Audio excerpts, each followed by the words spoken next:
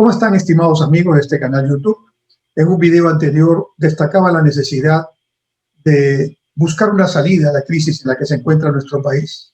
Decía, y es una opinión personal que comparto con ustedes, que lo primero que había que hacer es aceptarnos como sociedad, con nuestros defectos y con nuestras virtudes, respetarnos en nuestra diversidad y, a partir de esa diversidad, construir espacios de diálogo con escucha activa y respeto, por supuesto, que nos permitan, a su vez, encontrar puntos comunes de interés para el país, para nuestras familias, y de allí caminos de solución.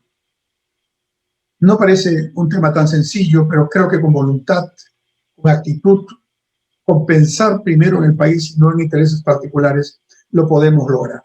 En este video quiero mencionar dos experiencias que he tenido vinculadas a espacios de diálogo, o por lo menos que deberían ser espacios de diálogo, uno de ellos, y el otro, que sí es un espacio de diálogo y que creo que hay que fortalecer.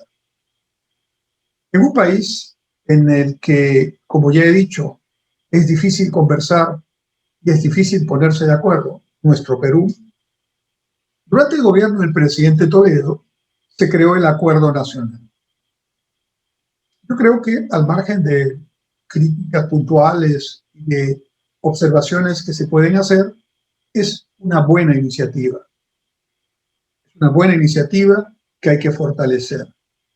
El Acuerdo Nacional, en el tiempo que viene trabajando, ha elaborado ya más de 50 políticas de Estado, junto con CEPLAN, que es el órgano encargado en el gobierno para mirar los temas de largo plazo, el planeamiento estratégico. El Acuerdo Nacional, digo, junto con CEPLAN, han elaborado ya una visión de país para el año 2050.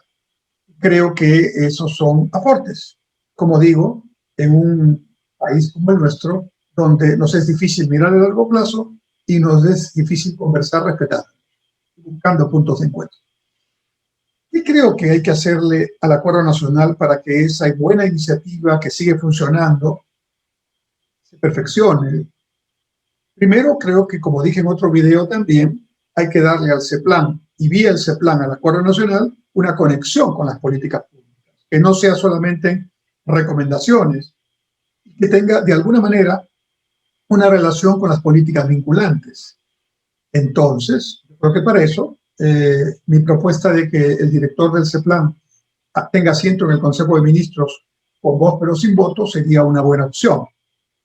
Creo que una segunda tarea en este punto sería el lograr que la representatividad de quienes integran el Acuerdo Nacional sea mucho más correspondiente a la estructura social y a la estructura económica y política de nuestro país. ¿Qué quiero decir? Voy a poner 2 o 3 ejemplos. Yo he sido acuerdista.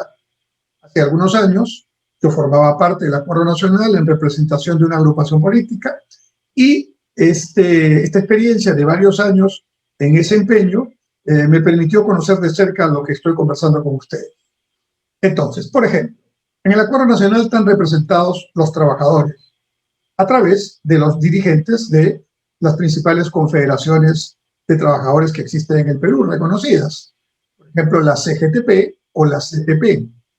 Pero ambas juntas no representan más del 10% de la fuerza laboral, porque en el Perú el 90% de la fuerza laboral está representado por millones de trabajadores individuales, emprendedores que se autoemplean, están en la llamada economía informal, obviamente no están en una planilla, no responden a un sindicato, menos a una confederación. Entonces ahí tenemos un primer problema. El grueso de los trabajadores peruanos, 9 de cada 10, no son sindicalizados, son informales y ellos no están representados en el Acuerdo Nacional. Por el lado de los empresarios, la representación tiene obviamente a la CONFIEP, que es el órgano macro que representa a las principales organizaciones empresariales sectorialmente hablando, y también están incluidas algunas organizaciones de pequeña y microempresa, pero nuevamente están allí representadas y deben estar las empresas formales, grandes, medianas, muy poco de las empresas pequeñas y ninguna microempresa. Y ahí tenemos que la mayor parte de empresas en el Perú son de tamaño pequeño o micro. Y entonces no tenemos la representatividad adecuada en el acuerdo nacional. Podría seguir dando ejemplos. También están las iglesias, también están, digamos, organizaciones políticas, y eso también es un tema complicado porque ya muchas organizaciones políticas han dejado de serlo oficialmente en el registro electoral después de las elecciones del 2021.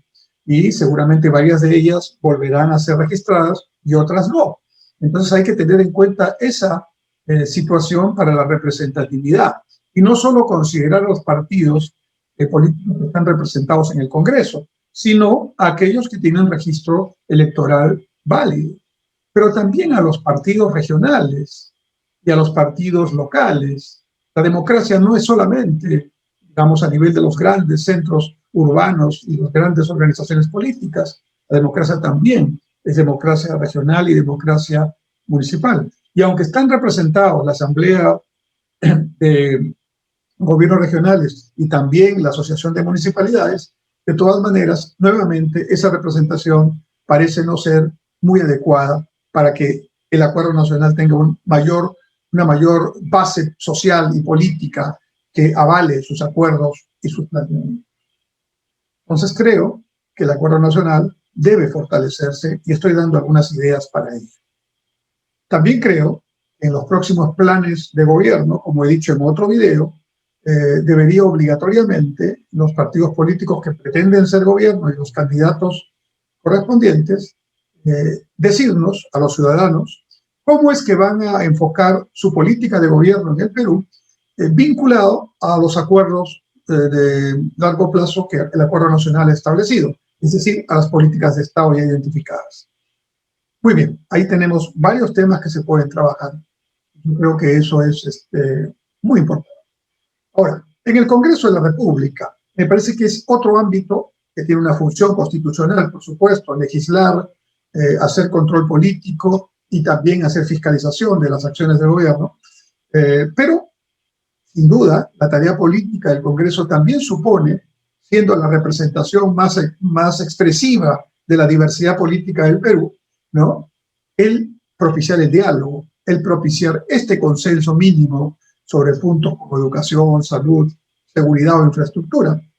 Y entonces, yo considero que también deberían crearse espacios de conexión del Congreso con las fuerzas vivas, con las fuerzas representativas, que no siempre están representadas en las organizaciones conocidas.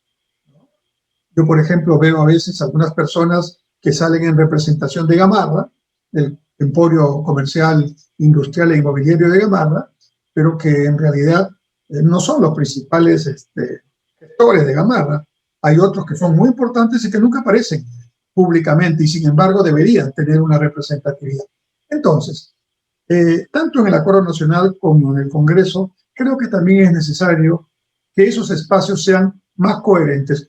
Yo trabajé 8 años en el Congreso de la República como asesor de una bancada y, digamos, mi experiencia en largas jornadas vinculadas al trabajo parlamentario me permiten decir que el trabajo parlamentario puede mejorarse sustantivamente en su calidad, en su eficiencia, en su productividad, de cara a los ciudadanos, que son a quienes se deben los parlamentarios, los votantes.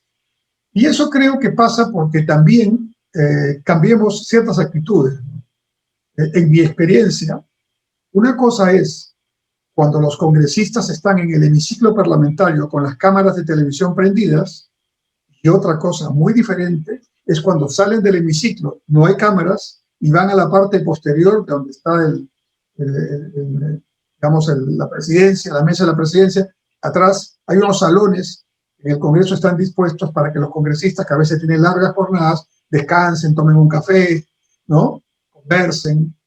Y en ese ambiente se avanza mucho más en la posibilidad de conversar con respeto y buscar salidas políticas comunes desde diversas opciones, que en el hemiciclo, donde hay que, digamos, hacer el trabajo para la Cámara. En el Acuerdo Nacional, donde, como les he contado, también estuve algunos años trabajando, apoyando, colaborando, también era bien interesante. Los miembros del acuerdo tenían una posición y un discurso cuando venían los periodistas, y era mucho más sencillo escucharnos y ponernos de acuerdo cuando no habían cámaras ni periodistas. Entonces, creo que también en estos ejemplos debemos incorporar una cuota de coherencia y de humildad para poder dejar las poses de cámaras y entrar más a un terreno auténtico de conversación pensando en el país. El Acuerdo Nacional debe ser fortalecido con sugerencias de cambio como los que he planteado y otros, y el Congreso Nacional debe convertirse también en un espacio de diálogo y de crear puentes con la sociedad para poder establecer canales constructivos y positivos que nos permitan salir de los problemas que hoy tenemos todavía. Muchas gracias.